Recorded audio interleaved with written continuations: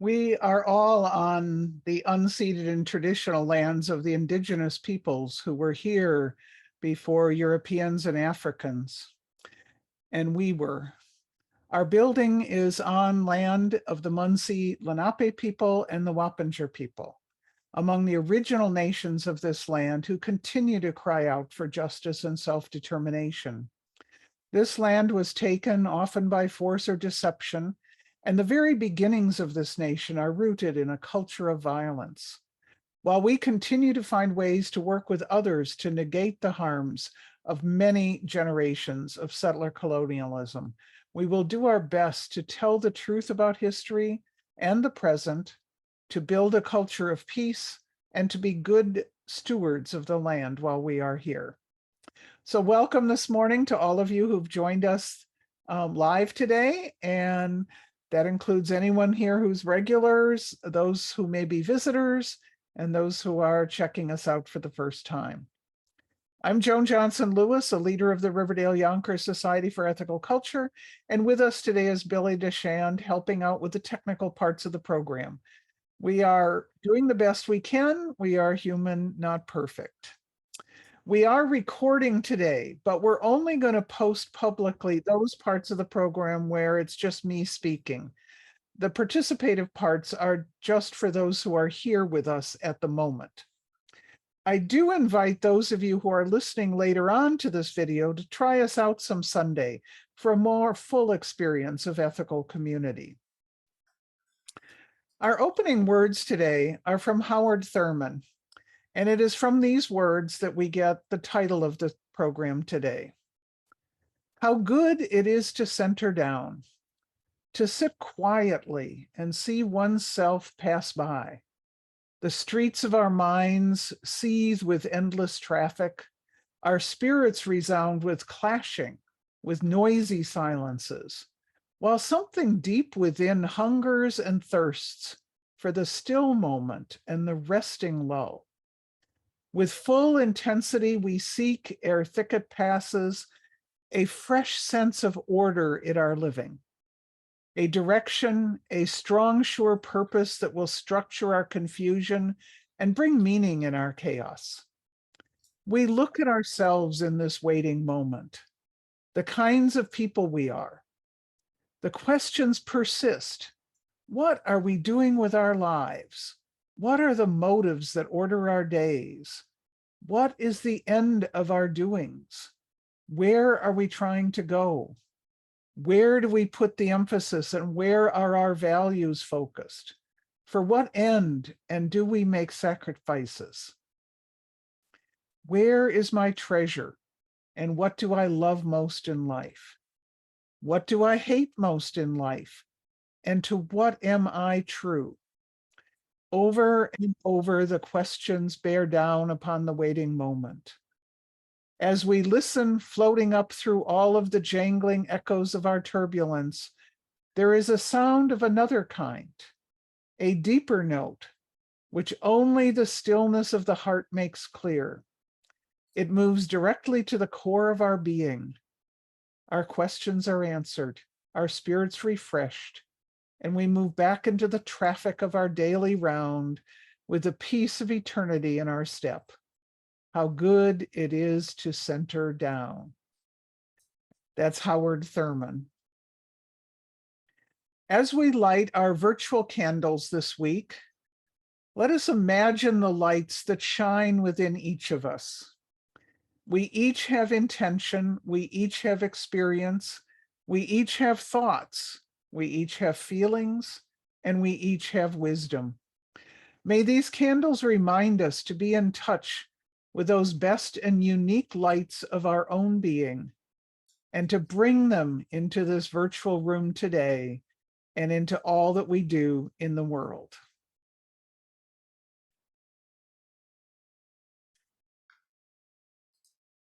So again, welcome. We are here on Zoom together, and some people watching later on video.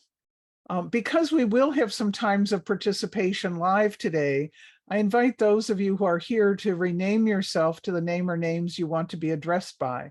I also invite you to include your pronouns so we don't have to guess. Most weeks we read our community identity statement. I will read the words today, and I invite you on mute to say them with me.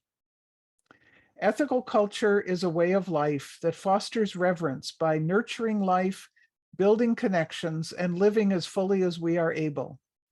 It is not about right beliefs, but right actions. It is a call to be human, not to be perfect.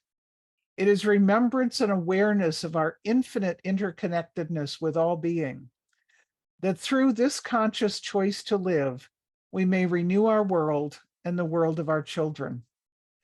Our society strives to be a warm environment in which to learn and practice ethical living. Believing in community and with a faith in the caring capacity of others and ourselves, we seek those ways of being together that make the ethical life possible and enjoyable.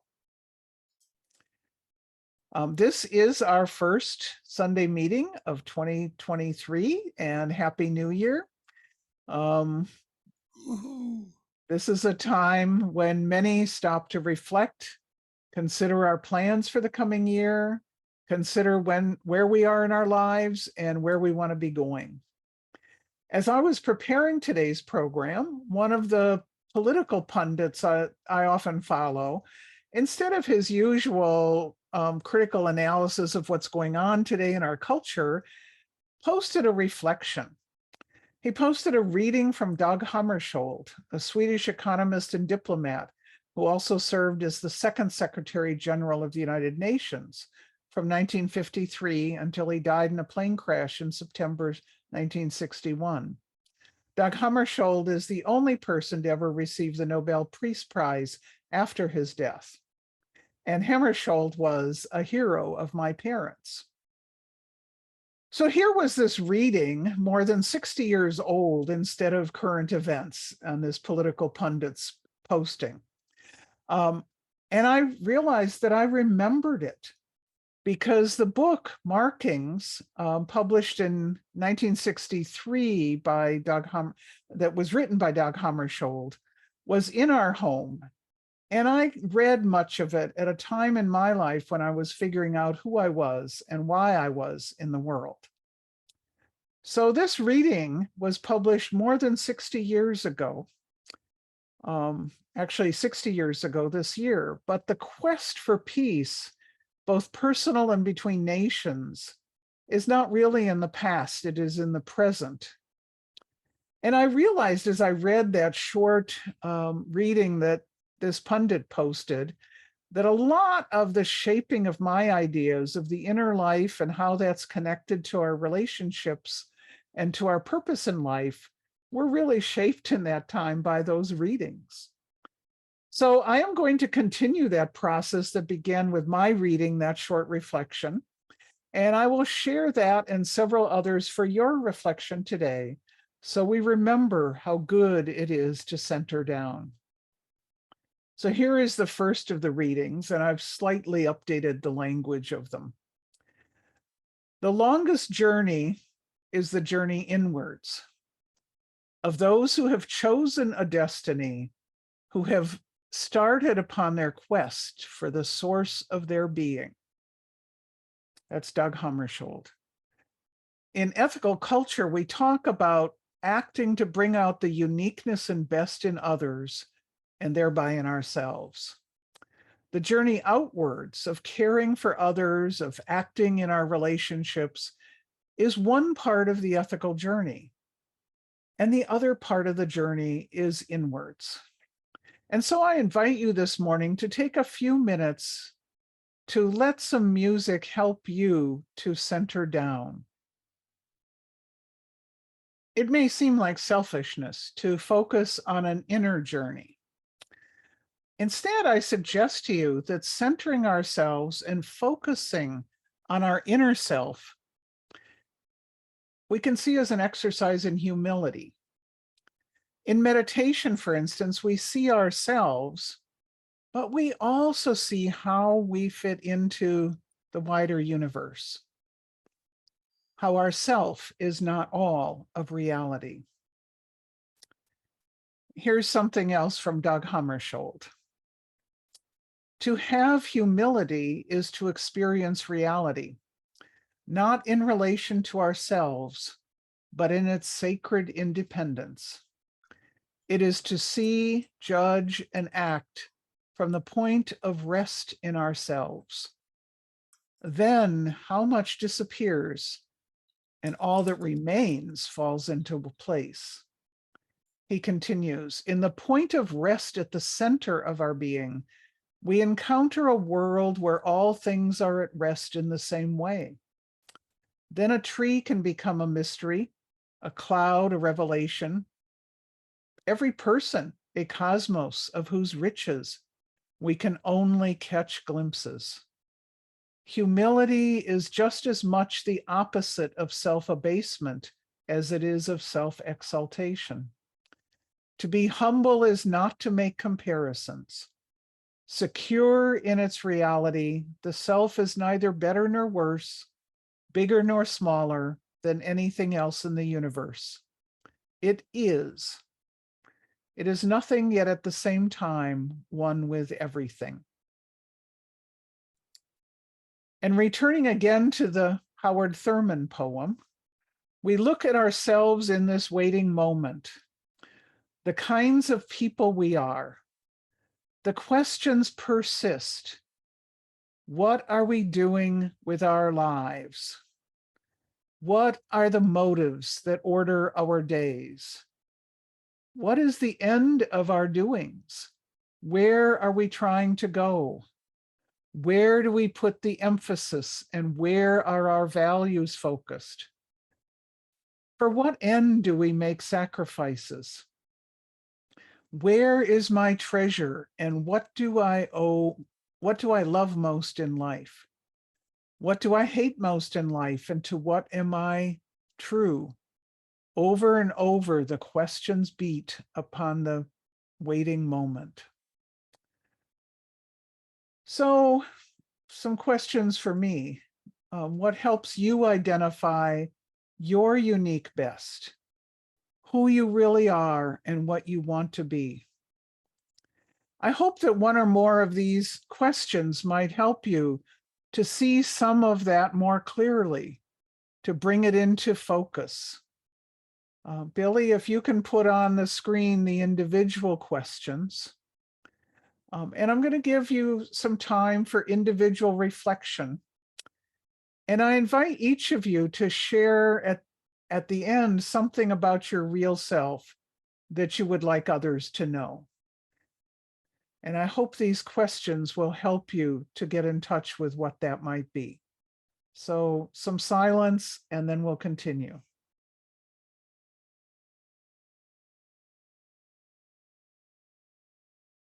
So I invite you to come back into this space, virtual, with the rest of us. And I invite each of you to share something, an answer maybe to one of these questions, and maybe something about yourself or your values or what matters most to you that you wish everyone would know. And of course, you can pass. And I hope you will take the opportunity to share at least a bit of your answers. This is that part of the program where we learn from each other. Each of you has something to say that others may be inspired by, even if you think it is simple and obvious. So I am always blown away by the wisdom and vulnerability that people share. And that's part of what makes us not just a group, but a community. Thank you. So more Doug Hammarskjöld. This is another reading by him. Secure in its reality, the self is neither better nor worse, bigger nor smaller than anything else in the universe. It is. It is nothing, yet at the same time one with everything.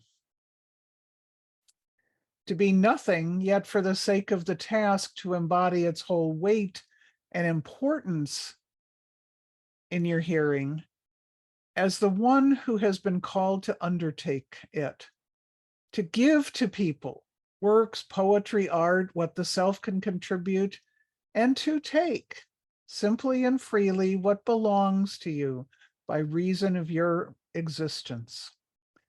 Praise and blame, the winds of success and adversity blow over such a life without leaving a trace or upsetting its balance. So me, not Hammersholt. To be centered is, I believe, to be able to live our lives without praise or blame manipulating us off of our path, to strive for our values and purpose without being limited by how hard it might be to achieve what we want to achieve, to contribute what we want to contribute. Contributing to the lives of others and being in touch with our own inner values, motivations, and needs, I think are two sides of the same coin. We don't do one without the other. As we get in touch with our inner self, we know what journey we want to be on in our relationships, in the wider world. As we contribute to the life of others, to whatever communities we are part of, we affirm our lives within them.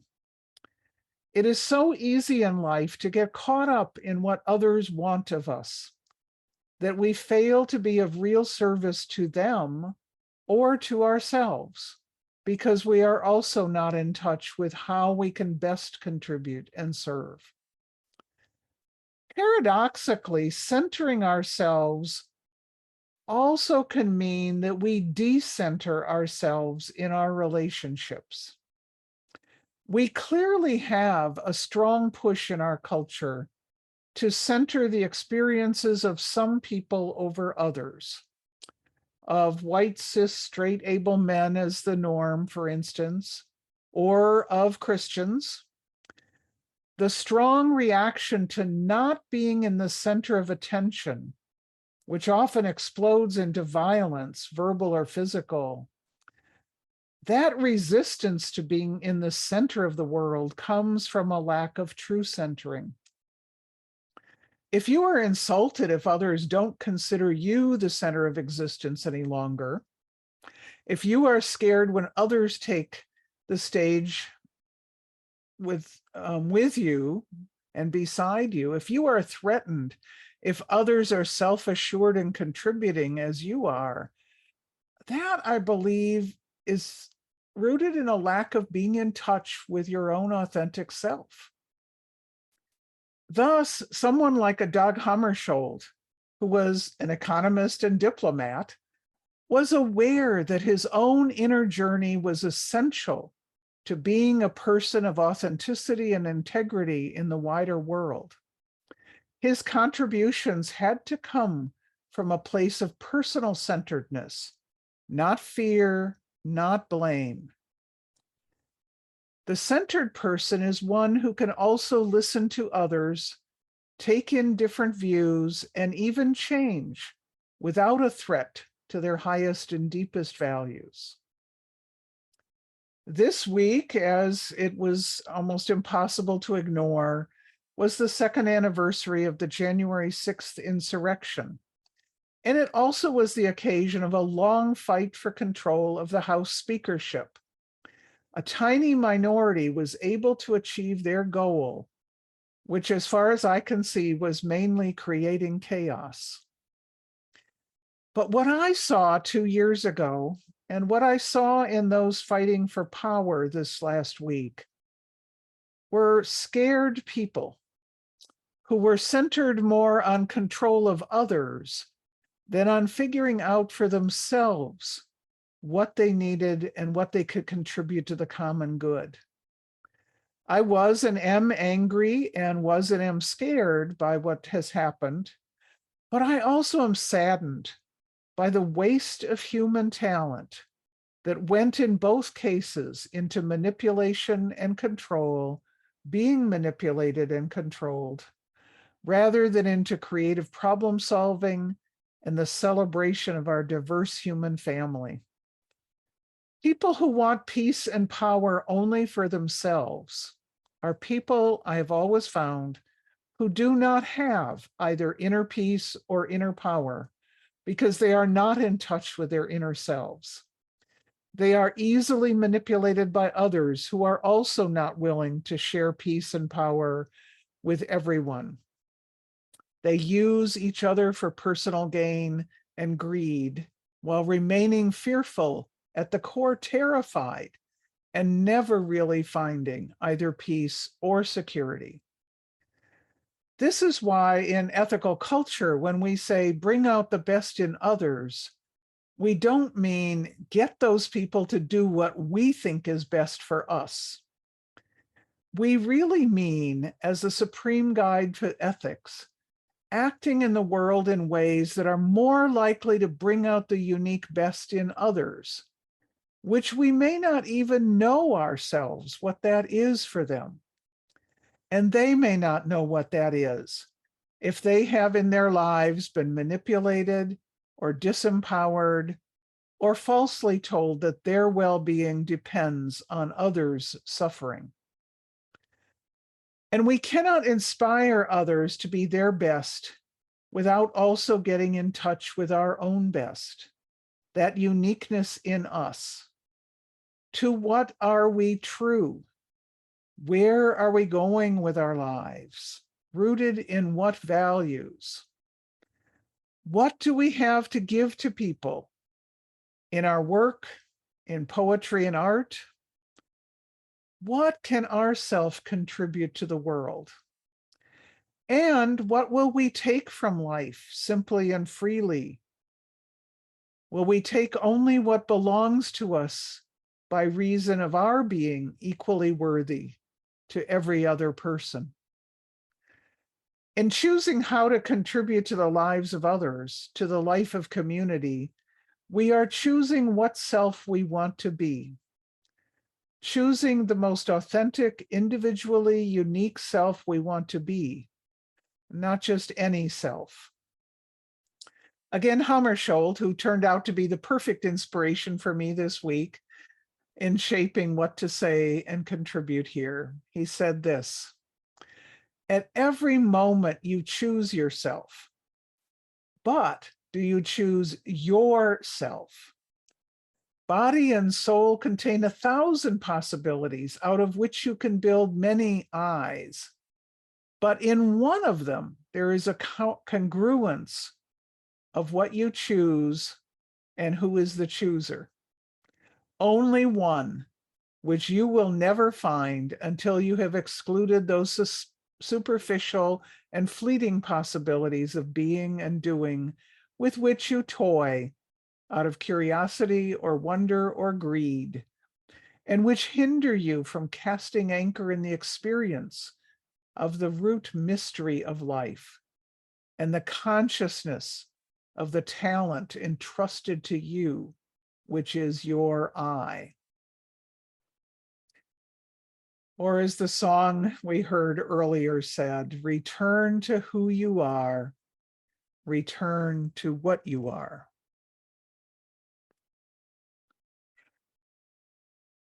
So now I'm going to invite you, as our last exercise this morning together, to join a meditative experience of getting in touch with that center, a different way than the earlier questions. So I invite you to breathe deeply and fully, to breathe in, taking air into your body to nourish you, and to breathe out, letting go of what your body no longer needs. Just breathe.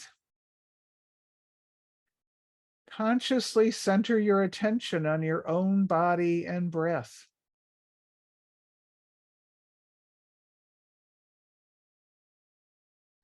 If you notice distractions from outside or inside, just let them be. Imagine or sense within you your own center, nourished and protected by your breath.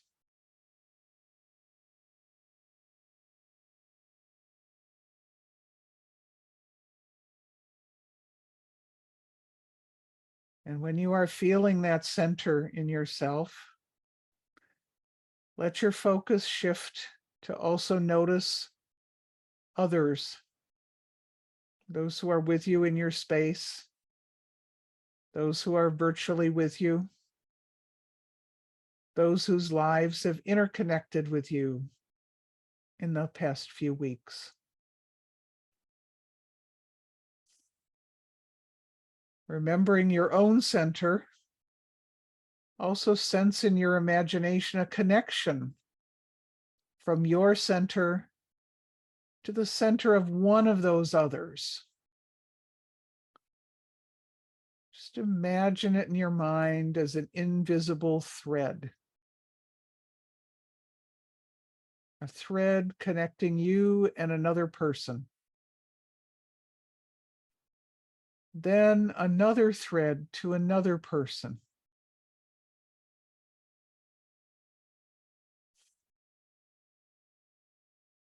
And then thread after thread after thread,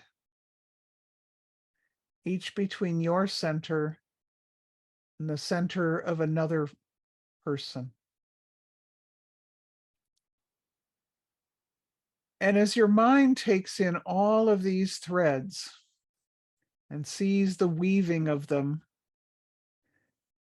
sense or imagine also the threads that start from each of those others and connect to yet other people, not you.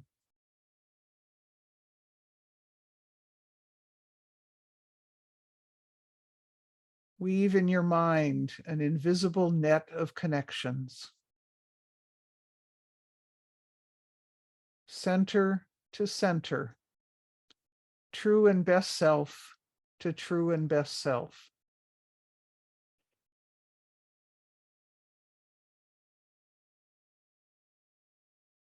And then just breathe in a sense of the connection from others to the preciousness in you.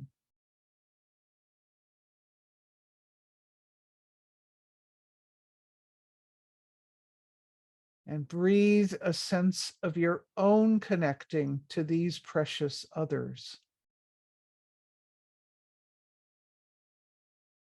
Breathe in a connection to your own center and breathe out a connection from your center to your center and outwards from your center.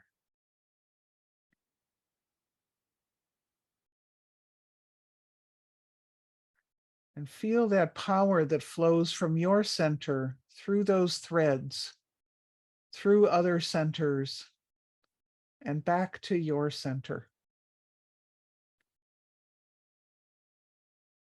Breathing centered in the present.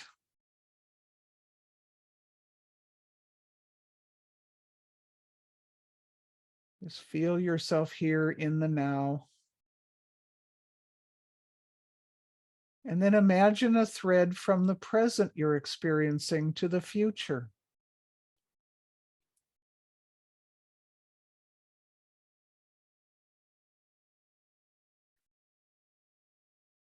What from this experience today do you want to carry with you across that thread into the future?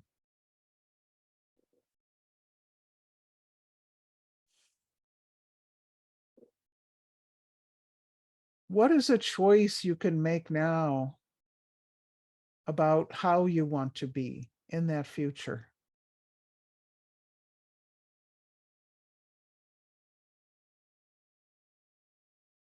How can you connect to your center and connect to that invisible net of threads, center to center?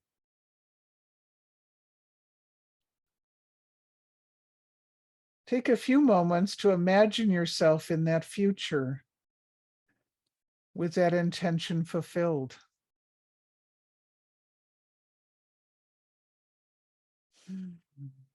Let it really settle into you.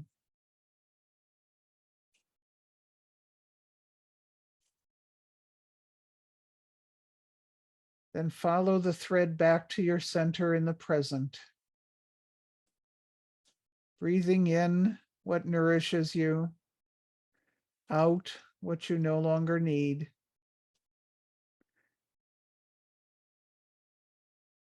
In what nourishes you, out what you no longer need.